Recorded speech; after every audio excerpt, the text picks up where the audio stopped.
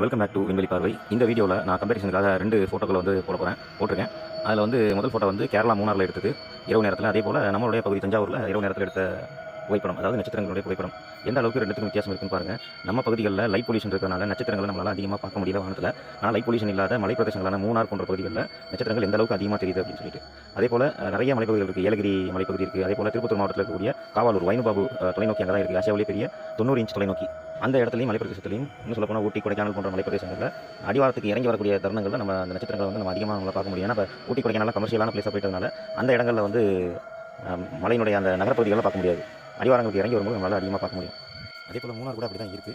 மலையில் இறங்கி வரும்போது தான் இந்த படத்தை நல்லா எடுக்க முடிஞ்சிச்சு. மூணாருடைய நகரப்பகுதியில் எடுக்க முடியல.